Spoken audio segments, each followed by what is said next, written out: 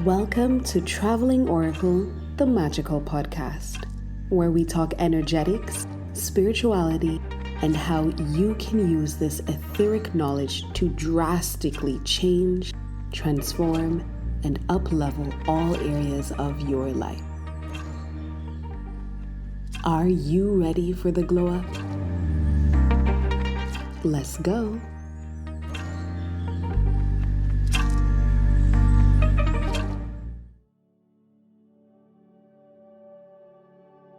Hello, my loves. Welcome back to Season 3 of Traveling Oracle, a magical podcast.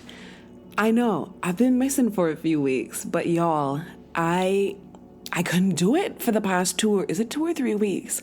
I have been going through such an intense wave of spiritual awakening. It's weird because I don't even know if I want to call this one awakening.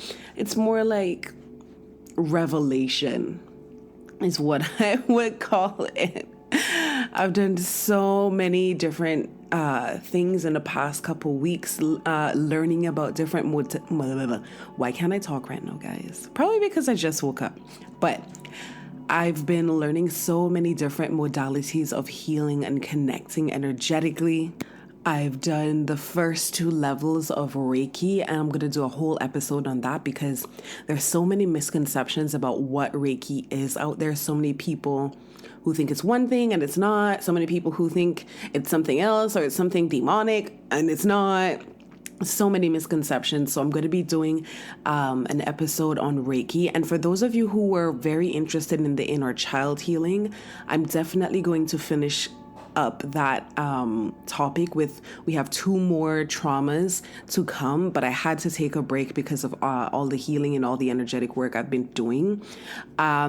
So I did Reiki, then I also stumbled into this different type of yoga called Himalayan Kriya Yoga, which had a powerful effect spiritually, but on my body. And that blew my mind because this year seems to be the year of revealing to me the secrets of the body, of how important the body is in your spiritual practice, in your spiritual connection, and the secrets of the body. Like, we don't know half of what this body really can do. This body is such an amazing vessel. It can do so much more than we think. We think this body is just here to just carry us around from work or to brunch. Oh my God. Like, this life is a joke. I feel like in the last 3 weeks, it has been revealed to me the grandeur of the cosmic joke. Nothing is as it seems. And when people use that term, they tend to use it in a bleak way, like nothing is as it seems, it's all an illusion. And for me, what was revealed to me is how much it was an illusion, but how beautiful it also is, knowing or seeing through the illusion. And it's like, as you go deeper and connect more, different levels of the illusion is just dissolved, and you are amazed when you start to see that level clearly. And I've just been seeing so many things clearly as I work on my body, as my body is starting to be fine-tuned to higher frequencies. The things I'm seeing, the downloads I'm getting, the people I'm meeting. I've met so many beautiful, beautiful people in the last 3 weeks. And this weekend, I'm going on another journey. And so I didn't want to record a whole podcast before this weekend just because I know what's about to happen is about to shift my perspective and shift the texture of my soul. So I am waiting on this weekend. And so I decided to start this season with a podcast episode that I recorded with a really good friend of mine, Shannon, more like a sister. We love each other like sisters. We fight like sisters. And so we had a really great conversation that she featured on her podcast. And I just asked her if I could also use it for my podcast because that episode was really powerful and a really, really, really good listen. So without further ado, ladies and gentlemen, here is that lovely episode with Shannon Tella from the Conscious Babe podcast. Akil, you are a spiritual transformation coach. Can you tell us what exactly that is? So there's so many ways to approach that question, because as I shared with you, when I was looking through different ways, there's so many different labels you can put on yourself, right? But I find that none of them quite do justice to all the things that I do. Do you find that in your own practice as well? Like that you change the title a lot because you learn different things. Especially in the beginning when you're still finding yourself as a person, as a coach. Like I think I've changed mine maybe 4 times. Yeah. It's really, really hard to find a label that encompasses everything. And so for me, when I settled a little bit for now on spiritual transformational coaching, I settled there because I've noticed, like, through the work that I do. So I do tarot services, tarot readings. I have courses online to balance your mind, your body, and your spirit. I have manifesting courses. I realized through all the things that I do, my signature thing that comes out is transformation. I've met a lot of people who carry different types of energy. Like one of my own coaches, she carries wealth energy like heavily. Like when I first came in contact with her was on her podcast. And when I heard her voice, Shannon, I was like, this girl is already shifting things in my energy just by me listening. And I realized she carries wealth. Yeah. I know what you mean. Sometimes people have like activation codes in their voice. That's kind of like their sole purpose is to activate people through their voice. Speaking. Absolutely. And I was just like, yeah, she has money energy on it. I realized I have transformational energy. Like even like my friendships, I tend to impart because I hear messages for people sometimes, right? And when I was younger and I didn't understand what was happening, I was like, Akil, are you just that smart that you just know what to say? But as I got older, I realized it's not about me. It's that I'm spiritually connected, and spirit can use me as a vessel to like impart messages to other people, and those messages tend to be transformational, like to help them move from point A to point B, or to understand what's been holding them back in their life, like why they can't have good relationships, or why their money is always up and down, or why they never have any money. Like everything about the work that comes to me to do is about transformational energy. So that's basically what spiritual transformational coaching is for me, helping people to move from where they are in their life to their dream place in life, to their dream life, whether that's in their career or working, or that's personally. There's a lot of self-love work that I do with clients as well, because most of my clients are women, and there are certain wounds that we kind of all collectively have. So self-love is something that really comes to me a lot, as well as money blocks. And we all most of us have a touch of each of those things.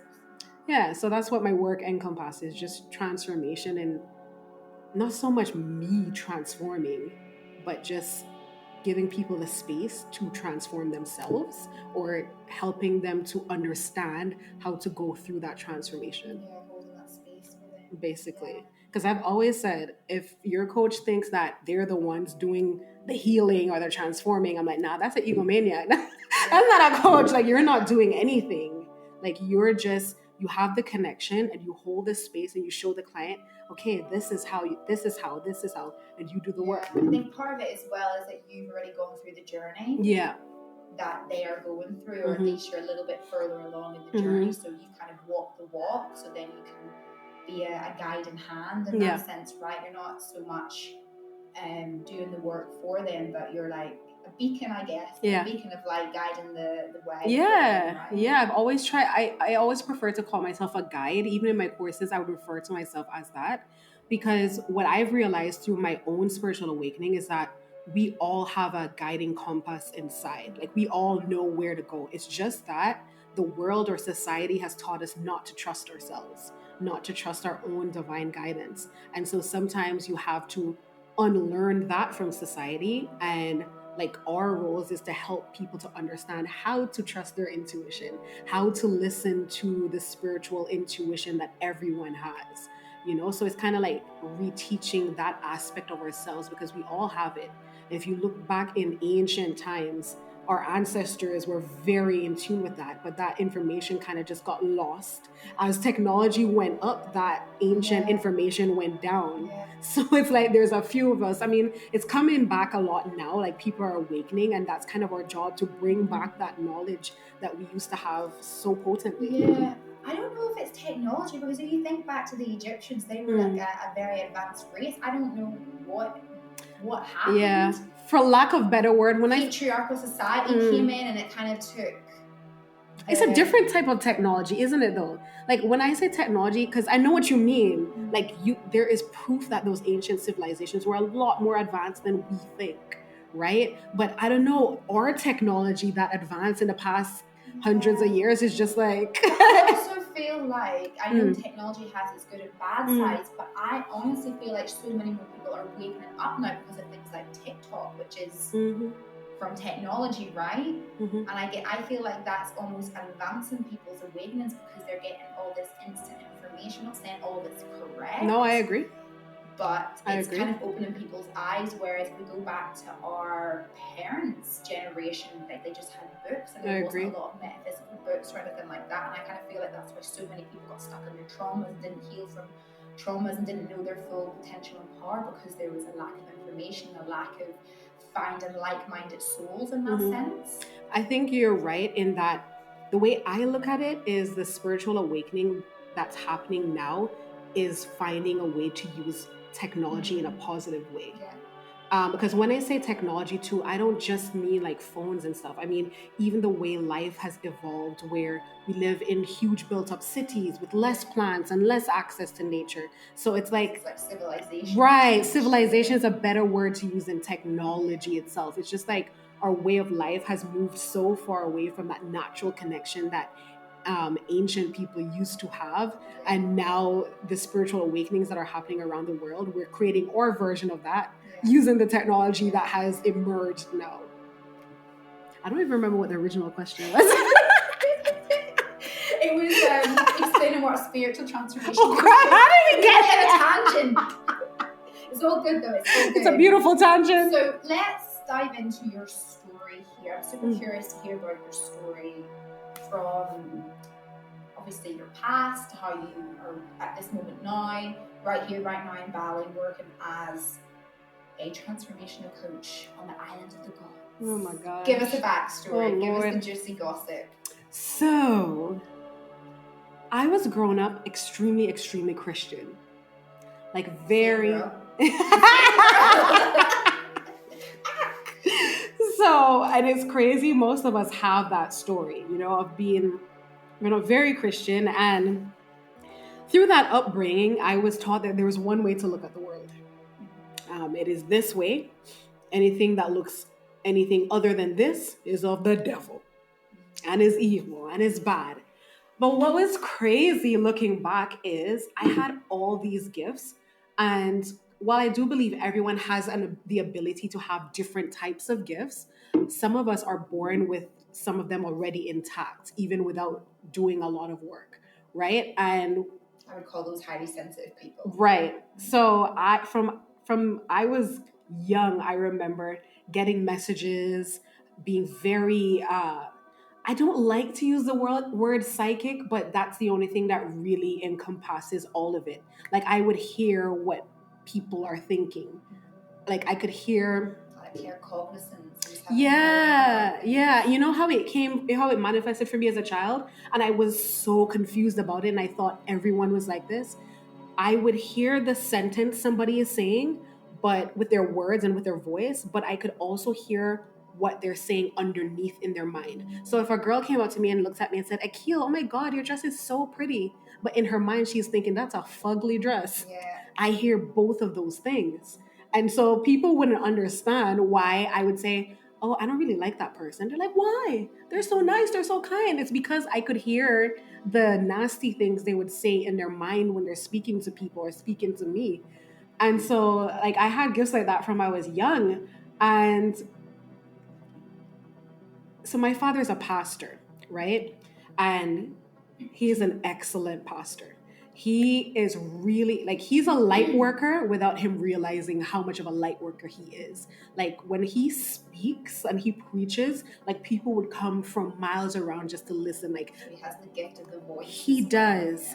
And he gets messages as well, because I would notice when he was preaching and like, you know, they'll write out their script and stuff. He doesn't really stick to the script, but you know, he has his stuff and he rehearses and does like his sermons and make sure he's on point. But I could always see there's a point when he's speaking where he stops, and it's almost like I could see energy moving into him. Yeah. But he would say a specific phrase. He would say, "The Spirit tells me to say," and then he would say something, and whatever he says after that is always like the point and like hits home. Yeah. And I used to always see that, and I was like, I always found that interesting. But now that I am more connected to my gifts, I realize it's coming through our lineage, that it came from him. And my grandmother, his mother, also was like a type of healer. Like she used to travel around and help people understand why they're sick and why. I didn't know that as a child, but now I see the lineage coming through. So even though I was very Christian, I could see a lot of spirituality in terms of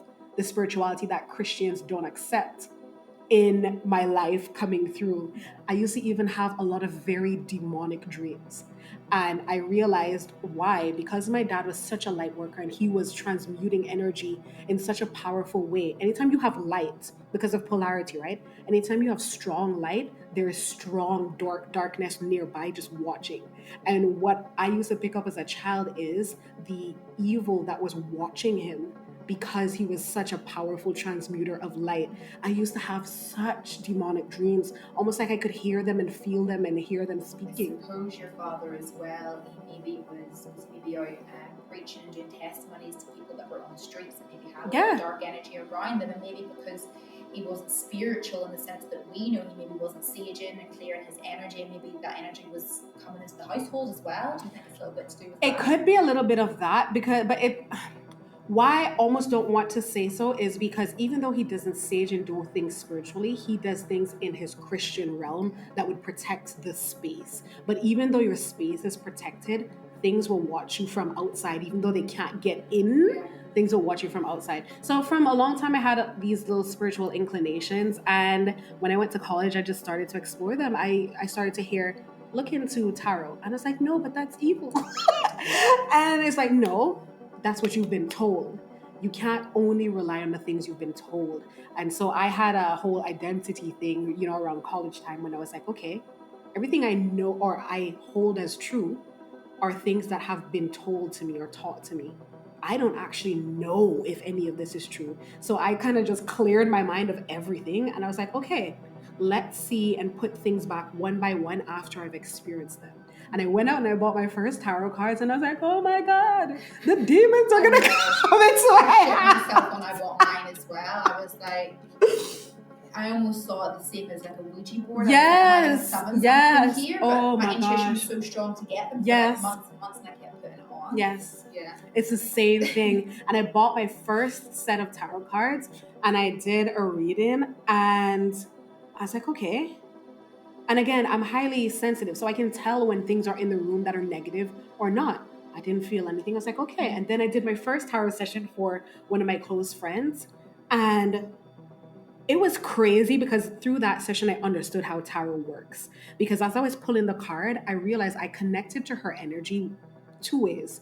There's a space underneath physical reality where energy flows, and I was able to slip into that space. A reader once told me that I do something with the astral space, like something naturally in me. And I realized that's so true because I can see that space under physical reality.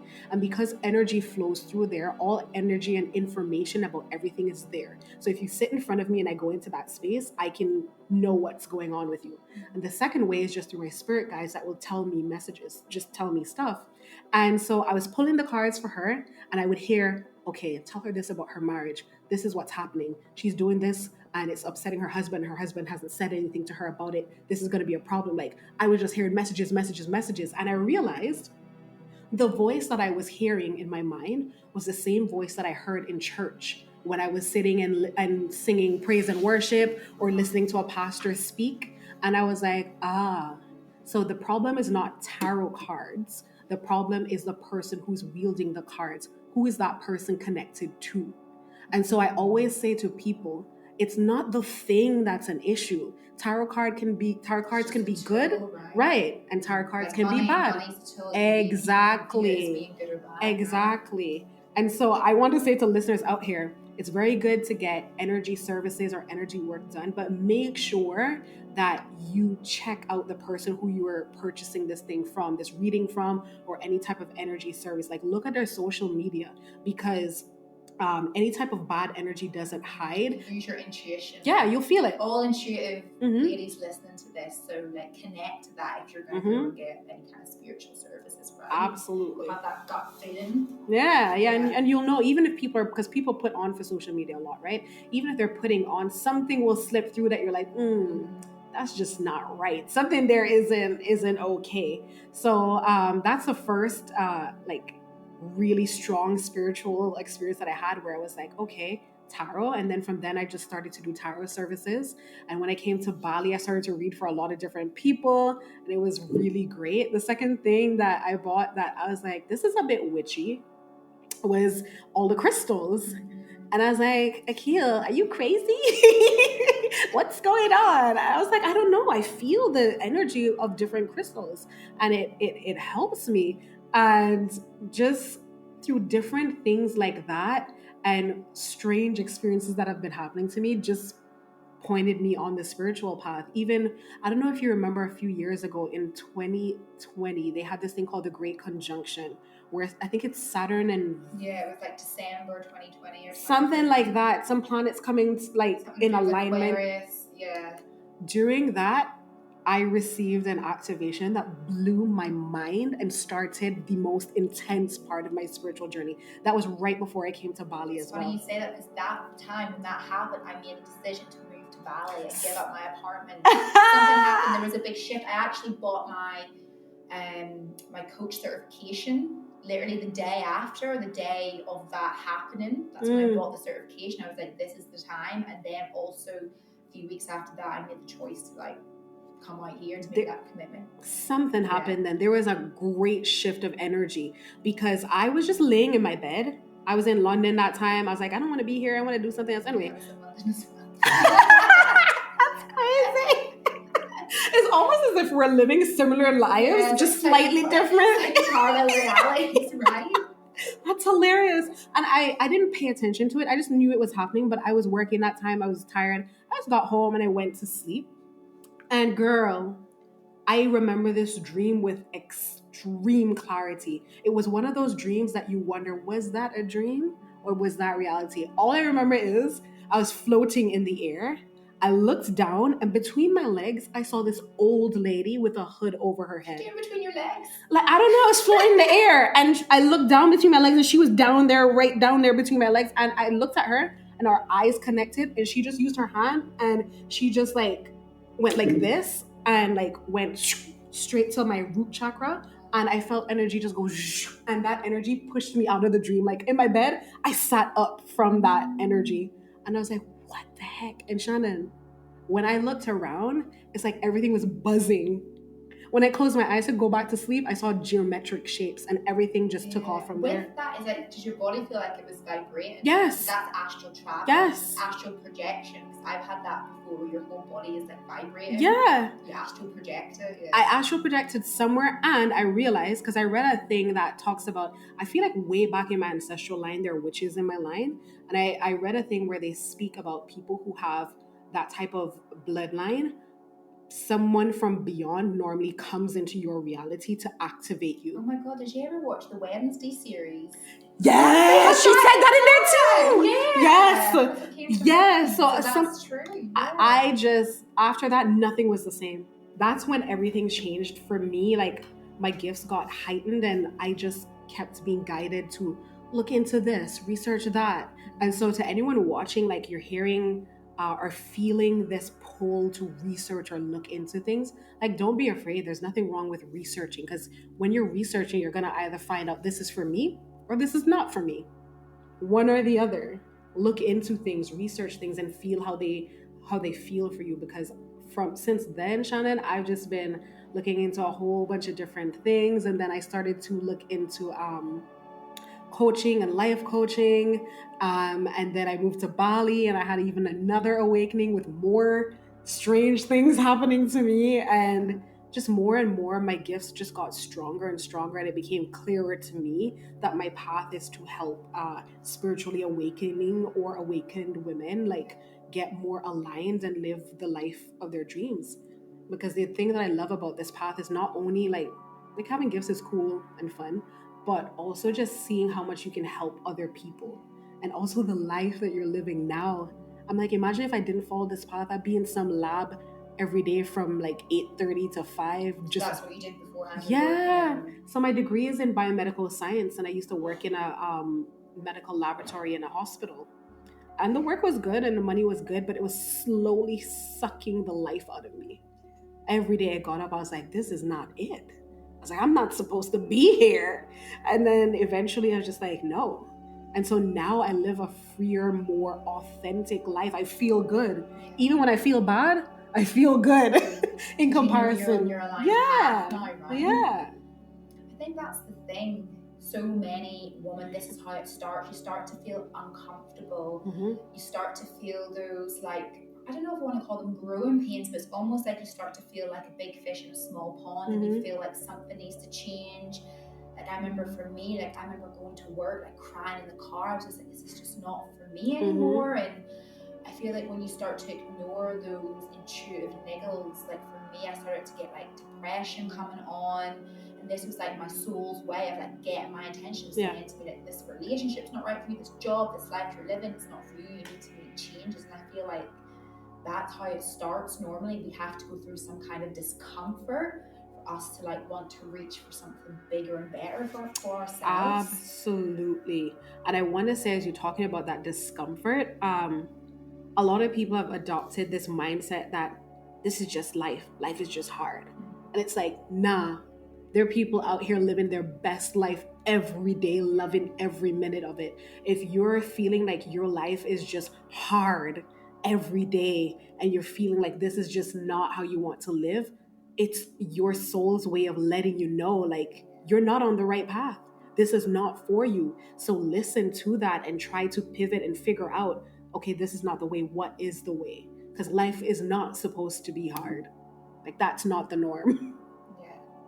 I feel like it's not supposed to be hard, but it's understanding there's going to be challenges, especially when you're overcoming societal program, family program, and limiting beliefs. It doesn't mean that it's going to be easy breezy. There's still work to do per se, but when you're in alignment, it's, as you said there, it's like a different feeling. You're embodying like a new version of yourself, and when you're living in alignment, it feels completely different. Absolutely. I don't know how to put it into words as such, but it's just, you just know.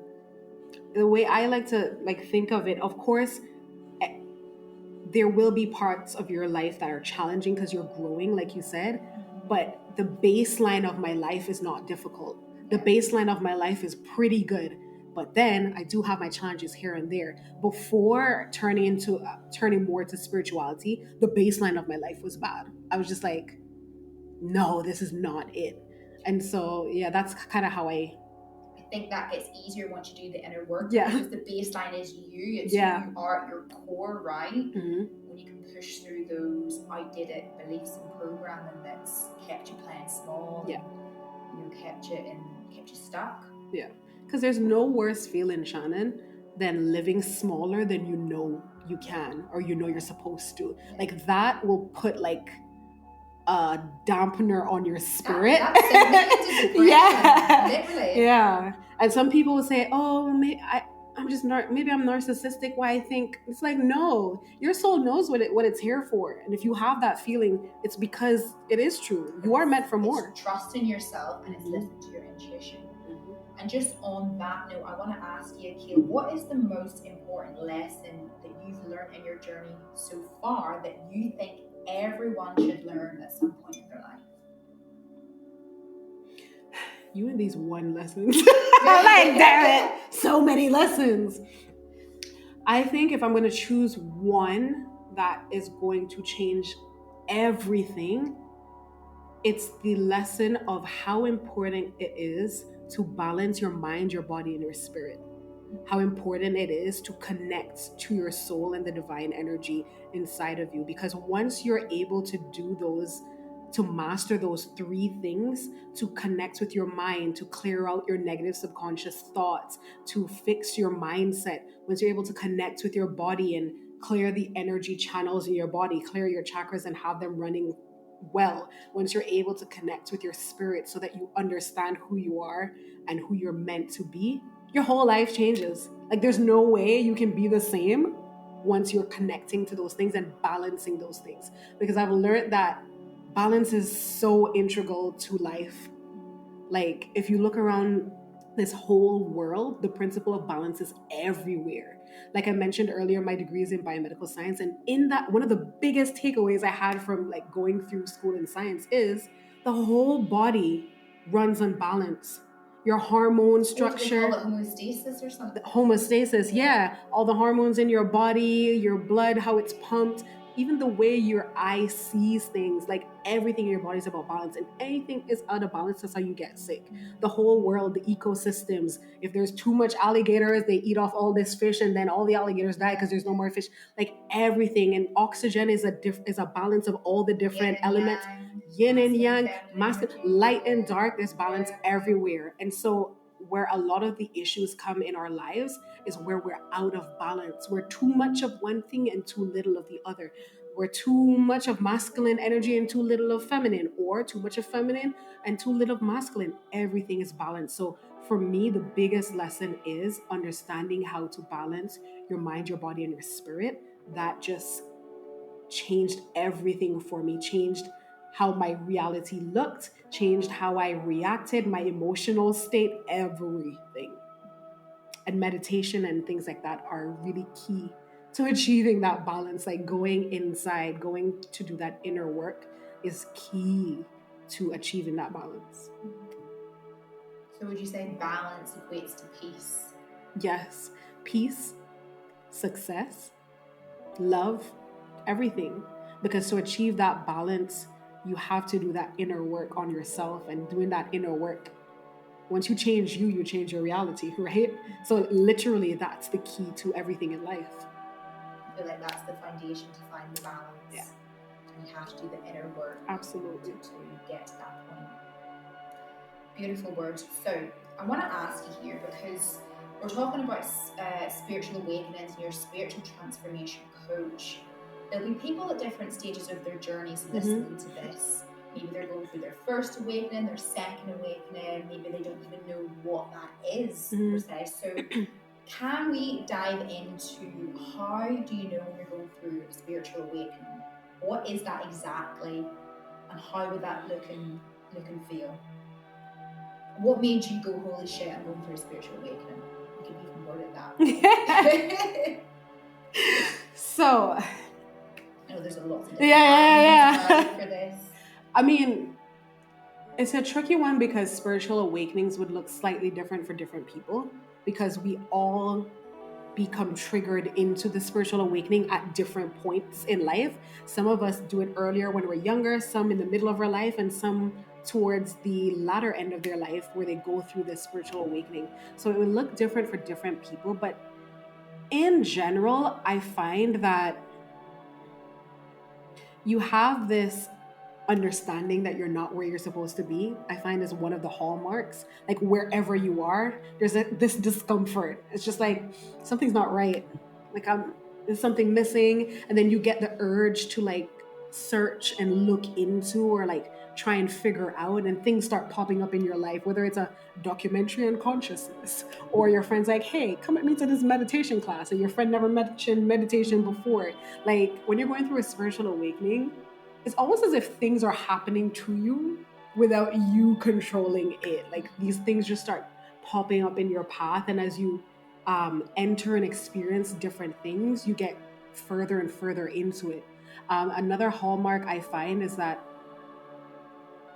a lot of your reality starts crumbling. If that makes sense. What I found is like, it felt like my life was on fire. Yeah. Because what's happening during a spiritual awakening is layers of you that aren't authentically you start to become like be peeled away. Like the mask starts to Yeah. programming. Yeah. And funny enough, I spoke about this in my last podcast episode as well. Like, as these layers of you that were not really you, they might be the version of you your parents wanted you to be, or your siblings wanted you to be, or your community wanted to be, or your boyfriend or your girlfriend wanted you to be. Like, these layers of pieces of you that aren't really you start to be peeled off. You stop playing the role that you normally play in other people's lives. And when you stop playing these roles in other people's lives, they're like, what the heck is going on? This isn't the Shannon I know. Like, who is this person, you know? Because you're not playing that usual role in their life. And so it becomes uncomfortable for relationships. You'll find that your family relationships begin to be strained. You'll find that your friendships begin to be strained. People start disappearing out of your life because honestly, they don't know this you, and it's uncomfortable for them. So it's almost like all the things that made you comfortable start to kind of like fall away, but you realize you're coming closer to who you really are. And you will have many different awakenings through life because you evolve and change as you go through different phases of your life. If you think about like even the triple goddess, right? Where you have the maiden, mother, and crone, like especially for women, like you have these like three major parts of your life: maiden when you're younger, mother when you're in the middle section, and crone when you're in the older section. And you evolve as a person through them, which means you kind of have to redefine or rediscover who you are as you move through them.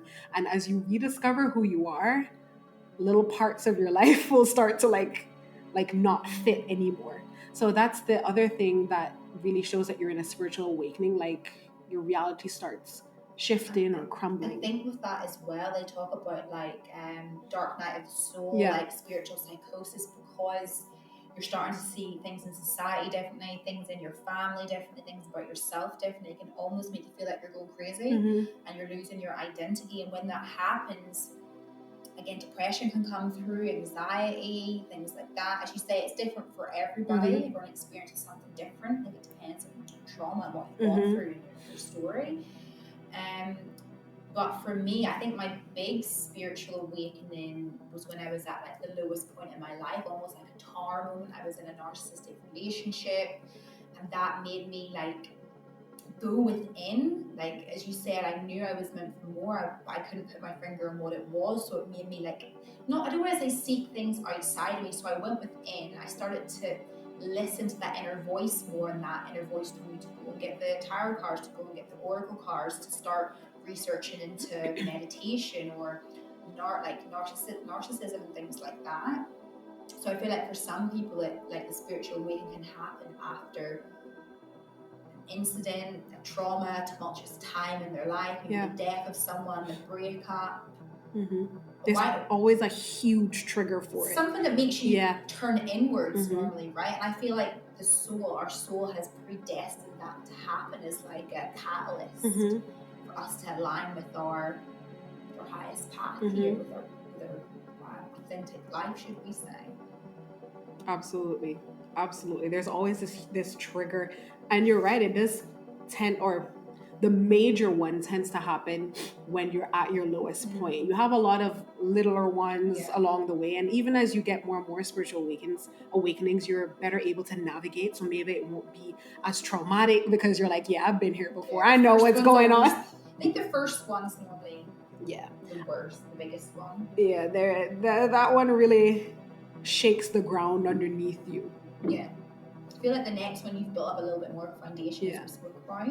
But sometimes you go through smaller ones before that big one that you don't even recognize. Because I'm looking back and I'm like, my most intense one was in Bali, but I had little ones before that. But I didn't know what was happening. I was being led in a direction and I wasn't aware. So I think my first one was like when I was 16. And someone started mentioning, I'm not going to go into this, but like the Illuminati and how there was like shadow governments and things like that. And then I think the next one was like Law of Attraction came into it when I was 19. I watched The Secret. But my big one was, I think, 23, 24 for me when I was in that narcissistic relationship. And I started seeing angel numbers everywhere. Like everywhere I looked, it was like 1111, 111. Those were like the main ones that I kept seeing. Did you have that as well for spiritual I definitely did. Even now, I'm going through another version. Now that I've come back into Bali, I'm going through another spiritual awakening with like another wave of consciousness trying to come into me. And I am seeing everywhere I look, I'm seeing 333, 222, and 111. Everywhere. Everywhere. And I'm like, that's when I know something's happening. I always feel like, especially for me, 1111 is like when you're about to shift into like a new reality, like a new chapter. Because I like to think of, I spoke about this on the last podcast, like 1111 is like the pillars into like a portal. Good point. When I say 1111, I'm like, okay, a portal's opening here for me. But it depends on your thoughts and your assumptions too, right? But that's how I see it. What I also like to do, which would even help with the whole thought of portals opening, is anytime I see angel numbers, I make a point to say a gratitude affirmation there. And that gratitude and energy will help with whatever reality you're shifting into, because gratitude really connects you with the things that you want to bring into your life. So I've made it a habit. Like when I see 1111, I'm like, I'm so thankful for all the good things that are coming into me right now. I'm so thankful for all the things that have happened, and la la la. Like I just try and repeat some sort of gratitude thing in my mind whenever I see an angel number. But yeah, it's definitely a pointer, I think, to say, hey, you're on the right path. Hey, something's coming. Hey, love me some angel numbers. Even my last place, remember I used to live in room 111. At my last place, I was like, and that's a place that I manifested. I asked, I said out loud, I was like, I am not happy where I am right now. I'm tired of looking. You find me a place to live, please. I need somewhere safe, clean, and energetically clean as well. And 5 days later, I stumbled on this place by accident when I went out for lunch with my friends. And I was like, oh, let me see a room, please.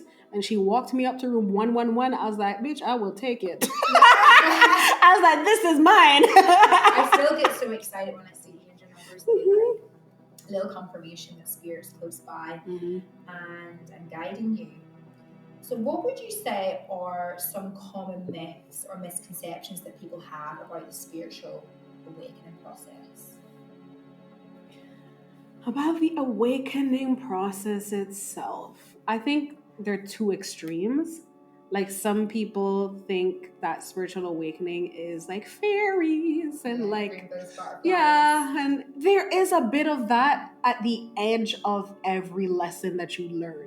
Right? The polarity we talked about earlier, the balance, the light and the dark. There is a lot of darkness in there as well that you have to remember. When I say darkness, I don't mean evil. I just mean going through your own trauma, your shadows, all the things you need to work on, all the crap that you've internalized growing up. Conditioning yourself. Yep. So you come face to face with your triggers and your trauma. So there's a lot of crying. There's a lot of just going through that, and it's difficult, but it's beautiful as well. So there's that, but then there's the other end that people are like, a spiritual awakening is just horribleness and just depression, and it's like, no, there are levels of it that's actually really beautiful. I think it's the process. I think there's part of the journey where you're grieving the self, the old self, right? So that's like the hard process where it might feel heavy, but that is temporary. Like everything, there's always change, right? That's only temporary. And I find now that I'm going through more spiritual awakenings, but I've been through a lot of them already, that it's just easier and nicer to now. Like there are some times where like a trauma comes up and that's difficult to deal with, but in general now, I like enjoy it. I'm like, ooh, is this a trigger? Bring it. Because I know what happens when I'm triggered. I'm going to work through some Triggers stuff. Are golden nuggets, yes. Because they lead you to what limit beliefs you have. Absolutely. Because all a trigger is like poking on the nerve of like a belief about something. And then when we do get triggered, we can say, as Akil said, that, all right, this is shining light on where I need to do a little bit more work. Yep. What current thoughts that I have aren't aligning with the person that I want to be. Absolutely. Like before, I used to, not like triggers because they're uncomfortable, but now as you level up in your spiritual consciousness, it's like these things don't scare you anymore. Like I look a trigger in the face and I'm like, bring it, bitch. Like I'm ready. Yeah. So yeah, it gets better and it gets easier as does anything once you have practice with it. So if you're going through a spiritual awakening now that's tough, you're going through like a dark night of the soul situation, just know that this is the darkness before the light. Like it will pass and you will be better for going through it. Yeah, and I think if you are going through that, what's really important is to be around like-minded people. If Yeah. you can't be around like-minded people in person, like I understand not everybody can, then find people online, Facebook groups, YouTubers, like TikTok, just like-minded people that make you feel like you're not an alien and you're not going crazy, and educate yourself on it as well. Education is very powerful when you can educate yourself on what exactly you're going through and how you can handle the situation. It'll be a lot easier. Absolutely. I think when you understand something, you accept it, it becomes easier to deal with it. Yeah. That's what I like about Bali, because before I moved to Bali, I was always strange in my mind because I had all these gifts and most of the people around me just didn't understand that. Like I couldn't say certain things to them because they wouldn't know what the heck I'm talking about. Like, so I felt so weird in my life. It's crazy how free you can be in Bali, guys. Yeah. I've never been before, but you come to Bali and you're just openly talking about everything spiritual. Mm-hmm. Like, the angel you saw last night, the spirit that came and talked to you. Honestly, it's to have small talk over here now, like I can't do it anymore. It just for me and my close girl, it just doesn't happen.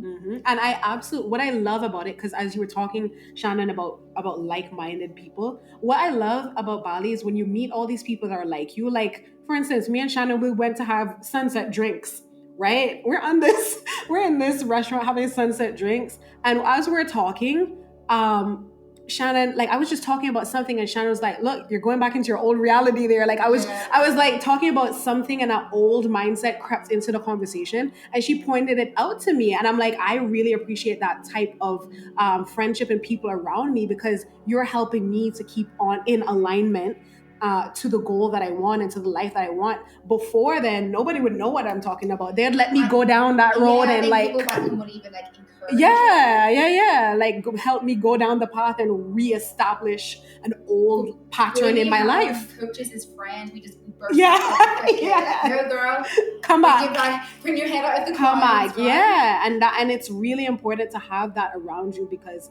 it really, really helps you to fast track towards your goals, to fast track just all the things you're trying to achieve. It's really important to have like-minded people around you. So like Shannon said, if you can't find that physically around you, man, follow a bunch of us on social, follow a bunch of us, because what helps too is to curate your timelines with that. I even thought about that the other day. I was like, I want to see more stuff on Reiki. So I searched Reiki on TikTok a bunch of times and now my timeline is filled with different Reiki stuff. So you can also curate your social media to the things you want to see and in the areas that you want to grow. So that's a little tip to help out as well. So we spoke a little bit there about some of the challenges that people go through, but could we dive a little bit deeper? What do you think is the most challenging aspect when going through a spiritual awakening for yourself, what you've gone through personally, and also from what you see your clients going through? And what's the best way to navigate through this other than what we've spoken about? Give me a second, let me think. The most challenging... Chunky question. So what do you see most of your clients struggle with? There's probably like a common denominator. There's something that they all kind of struggle with on this journey. What's the most common thing that you see? So there's two things. I'm going to start with the lighter thing first. The lighter thing is, and once you're able to accept this, it becomes very easy for you to move through, is to understand that the problem with your life is you. Mic drop. End the podcast here. Right? Jokes. To understand that, because it's a hard thing to understand, because you're like, well, he cheated on me. Well, this friend talked about me. Well, this person did this. And you're right. Those people did do that. But also, if you look at all the problems in your life, you're the common denominator. And so once you realize that a lot of the issues in your life stem from you, your choices, your beliefs, how you think about things, the boundaries you're not setting or the things you're inviting in, then it's easy to change it. Because if you're the problem, you can fix it, right? Because if the problem was somebody outside of you, that's when you really have an issue. I think their growth comes from, I know a lot of us have gone through trauma and had horrible things happen to us, our emotional needs weren't met, yada yada yada, whatever else. It's realizing when you get older, okay, that happened to me, but it's then taking responsibility for your own growth and doing that work so you can become a better version of yourself, right? Yep. And I feel like so many people stay in victim consciousness for most of their life because it's absolutely number one, it's an easier thing to do, and number two, maybe they're not aware, their consciousness doesn't have the awareness to put the dots together. How I noticed it for myself was when I noticed that I was dating the same problem in different guys over and over and over and over and over. Same person, different face. Absolutely. Yeah. Absolutely. The same thing. And then I was like, wait a minute, Akil. The comments what is happening? And then that's kind of when the inner work started to come up for me. And I realized, okay, I'm having the same issue. All these different guys, different countries, and I'm having the same issue. Why is that? And I realized it was an internal belief system that I had where I was attracted to this type of guy because I have this belief or I held this thing as true. So when you realize you're, as an adult now, that you're in charge, like you're the issue, as in you're the one who needs to now sit down and understand your triggers and understand what makes you react in a certain way, what makes you attracted to this type of guy or X, Y, and Z, then you can do the inner work to really start to shift it. No work can happen if you're consistently blaming external factors, because that's denial, and you cannot heal if you're in a state of denial. You first have to understand that. So that's number one. The second thing that I see huge, like throughout my tarot sessions, throughout any of my courses, for women, is not understanding their power and not connecting with their power. It's funny you said that. I was literally about to say, before you said about the second point, that it's remember we're the operant power of our reality. Yes. That's what I see missing from a lot of women. Like, I don't know if it's society. Yes, it is society. Society, or the things we watch, what's going on in the news, the patriarchal society that we've been... Mother wound, father wound as well. Like, tons. That's the thing about women. We're hit from so many different directions, from inner child healing, from society programming. Entertain is a very big one for women as well. Which one, sorry? Entertain work. So yes. Going through a big, I feel like that one's forgotten a lot. But for me, I probably have just as much trauma from my teenage years from school that I had from my early years with my family, I hated secondary school. I hated it from the age of like 11, once I started going through puberty. I went through it at like 10. From like 11 until, 14, 15, I really wasn't a very happy person. Funny enough, when in my head, when I do say inner child, I mean all of those years. I know some people consider it to be only the younger. I'm like, listen, anything before 21 is like... Because they obviously talk about like when you're under the age of 7, that's when you're things. I think people forget about this other duration of time where you're cementing. You're still forming beliefs, and for me, I feel like a lot of my self-worth and things about my body image and feeling good enough comes from my teenage years, because I was mixed race, I had big curly hair, I looked different to everybody around me, and I did get picked on that because I looked different, and that really kept me dimming my light and diluting myself down for so fucking long until I realized that. But yes, you were saying that you were talking about finding your power. Like many women don't realize they're the operant power. It's like the most, like, you see, everyone comes to me with different issues, but when we get to the root of it, there it is, sitting at the root of all these different issues, because not understanding your power, like, it's connected to self-love, it's connected to self-respect, it's connected to romantic love, because this touches on all areas of your life. It touches on how you feel about yourself. It touches on how you feel in relation to men, how you feel about your business, how you feel about how you deserve, how much money you deserve in life. I agree. This right? So for me, your power is your self-worth, Mhm. right? Yep. And your power center, your self-worth center is your solar plexus, right? So I feel like power and self-worth, if you don't have good self-worth and you don't remember who the fuck you are, you're not really going to stand in your power, right? No, you're going to be disconnected. You're going to kind of like half smile and half be okay and half be confident. And a lot of us are, as women, we're going through the world half confident. We're kind of trying to like be ourselves, but we're kind of like hiding. Yeah. And we don't want to be too much. Yeah, and we don't want to like... That's a really good point. There's so many women, especially I know as highly sensitive women, they're scared to be too much. It's that inner good girl coming out. She's scared to be too much. She's scared to be too confident, too sexy, too this, too that. And then she just becomes a diluted version of herself. Yeah, she you're just her authenticity. Stuck in the middle. Like, people pleasing. I hate it because for me, the worst thing in life for me to be is mediocre. And that's what that produces. That puts you in the middle where you never reach your full potential. You're always kind of like teetering between below what you can do and just like pushing a little. And I'm just like, we need to like take that out, because even as you were talking about like not feeling good enough or your self-worth issues and things like that, that shows up in your money as well.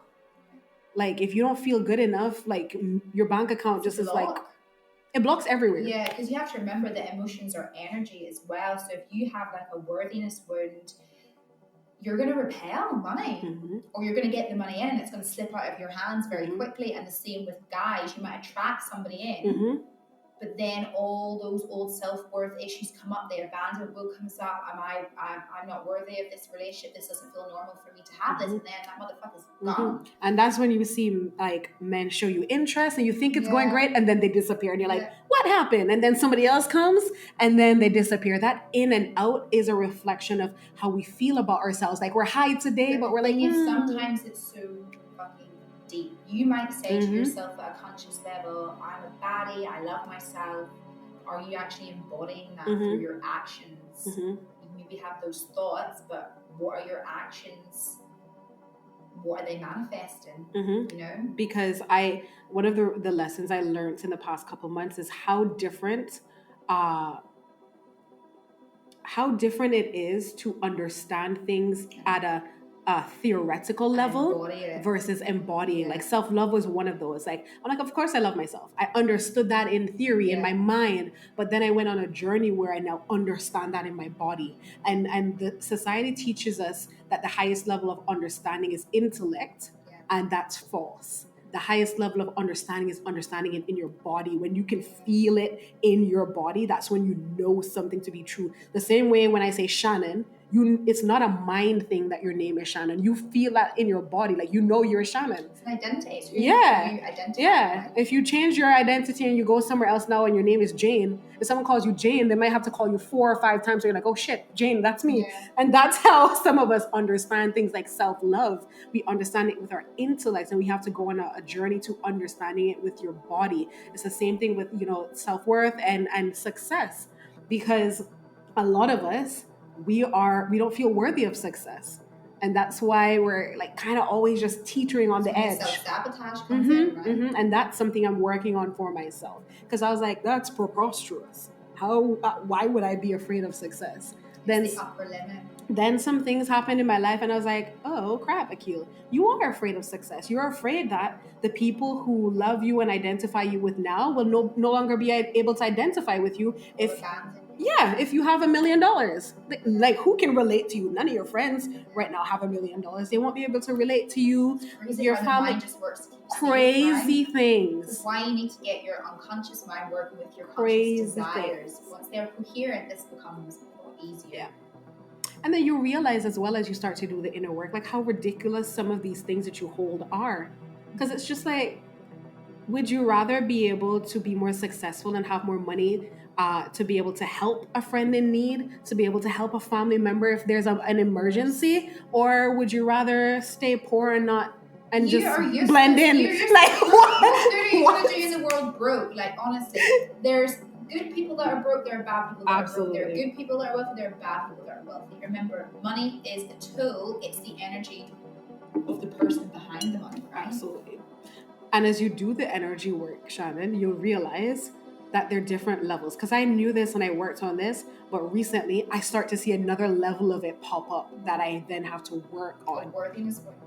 Worthiness and success, like money and things like that. So it's like, remember too, guys, if you're doing energy work and like you do something and you're like, okay, I dealt with it, and then you're surprised a year later, you're like, well, I thought I dealt with this work is continuous. It's the same way, like you didn't feel unworthy because one thing happened to you one time. It's years and years and years and years to get you to this point. It's the same thing with like weight loss. You didn't put on 40 pounds in 2 days. It was a year, 2 years, 3 years. So you can't go to the gym for 1 week and then be like, oh, where's my Beyonce body?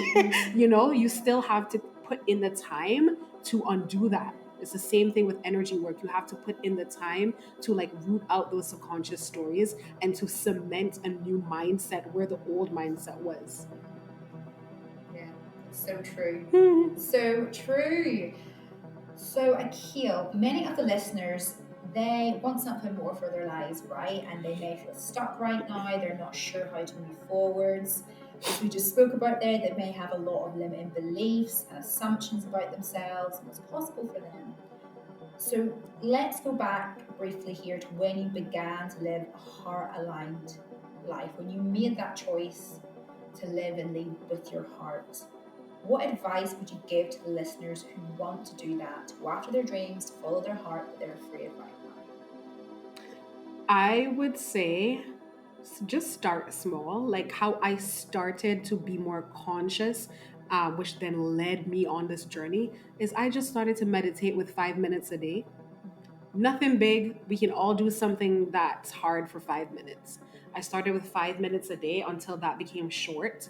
And then I went to 10 minutes, then I went to 15 minutes. And at some points I would do 30 minutes. And I found that just starting that 5 minutes a day helped me to start to see my inner world more, start to hear the critic inside. I started to hear, like, you just become more aware of what's going on in your mind. And when you start to become more aware of what's going on in your mind, you start to become more aware of the triggers that you have, of the wounds that you have. You start being able to hear your intuition better, which will then lead you like, hey, you should look up this. Hey, you should go to this class. Hey, you should purchase this course. It's trust in that intuition, listening to it, carve out time to listen. Carve out time to do the practices that help you to understand your inner world.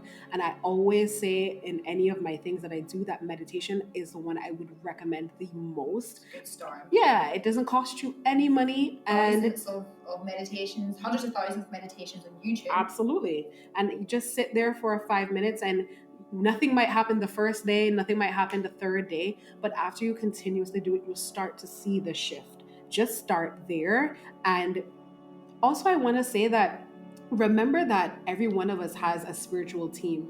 You literally can ask for help. Just sit in your room and say, I would like to ask my spiritual team, the beings that travel with me for my good. Please be specific. Don't be out here talking to anything that's listening, okay? Specifically say, I would like to ask for help from my spiritual team, to the beings that travel with me for my good, and say, hey, I want to go on this journey. I don't know where to start. Please show me. Yeah. That's it. And don't you worry. Tomorrow, the next day, something will pop up somewhere that's like, oh, okay, what's this? And then you just go along with it, and you'll start to find yourself on a journey without you even trying. Like, don't overthink it. It's the most natural thing in the world. Any other advice? What would you say? So we said listen to their intuition, trust their intuition, have some kind of daily practice where you can tap inwards, talk to your spirit guides. Mm-hmm. And I would also say, don't be afraid to seek help. That's what people like me and Shannon are here for. My personality is the I can do it all by myself personality. So for independent woman. Yes, that is me. So for a while, it's just me in the wilderness. Actually, a trauma response, living in fight or flight. For a while, it was just me, like tromping through the wilderness, trying to figure this out. And I found that my biggest achievements or like progress on my own spiritual journey came when I signed up for someone's course that I felt aligned with, when I got help from someone that I trusted or someone whose content I resonated with. Because you can obviously do things on your own, but sometimes you need somebody else's light to shine on the things that you can't see for yourself. Yeah, and we all have blind spots. Like, that's why it's easier to give everyone around you advice, but when it comes to your own things, you don't know what to tell yourself or how to guide yourself, because it's not easy to see your own stuff. So I would say, don't be afraid to get help, to sign up to a course, to sign up to coaching. It's really something that will propel you forwards on your path. Yeah, great advice there, Kia. So our final question, then we're going to wrap up the podcast because we're in 111. Angel numbers. What are the chances of me looking at the time? 111. So my final question here, we're in alignment, baby. So my last question is, what does living your truth, living an authentic life mean to you? What does that mean to me? Sometimes it's weird because but it's like, how do I put this into words that make sense for other people to understand? Yeah. But if you were to say something like tangible or even intangible, does it mean freedom to you? Just like in those kind of lines? It would go along the line of freedom. Living authentically for me is freedom, and it's following the path that feels right for me. And I had to break out of like this mold that I was put in, growing up as a pastor's kid, like in a Christian church. There were certain expectations put on me. Then there's societal expectations, to have this type of a job. I had my degree and I had my good job and I bought a house when I was 25 and I had my Audi TT. Like I was, yeah, still work fully. Absolutely. And it literally felt like a clay mold, like somebody put a mold and I had to sit in there, but it was so uncomfortable. And I was like, this mold is too small. I don't like it. And so I had to crack that mold. I had to crack that mold and say, listen, I know that all you people have all these expectations of me, but your expectations don't align with what God put me here to do or who God put me here to be. Like, you want me to be this, and my soul is telling me I am not that. This is who I am. And so I had to find the strength and the courage to break out of that mold, disappoint whoever is going to be disappointed, and live the life that I know I'm here to live. And so that's what authenticity means for me. Breaking a mold and being who I know I am inside. And a part of that is also going on the journey of figuring out who you are inside, because a lot of us don't know. We can't live authentically because we don't know who we are, what we're being authentically about. Like who's that? Beginning that you have to find out Absolutely. Who the fuck you are first. Absolutely. That's really the start of the journey, right? Absolutely. And that's why there's so much confusion, because again, as you grew up, you take on layers of who everyone expects you to be, especially the people around you who love you and support you. You take on layers of who your mom wants you to be, who your dad wants you to be. I think it's no coincidence that the number one regret of the dying, and I've mentioned this in the podcast before, there's this book called The Number One Regret of the Dying, and out of thousands of people that were interviewed, that regret, the number one was, I wish I'd lived a life true to myself, not a life others expect of me. That was the number one. There's no coincidence, right? Absolutely makes sense. Because at the end of the day, at the end of your life, what other people wanted for you doesn't matter. We're going to be dead anyway. Yeah, it doesn't matter. So learn from the old and the almost dying. Don't make those mistakes.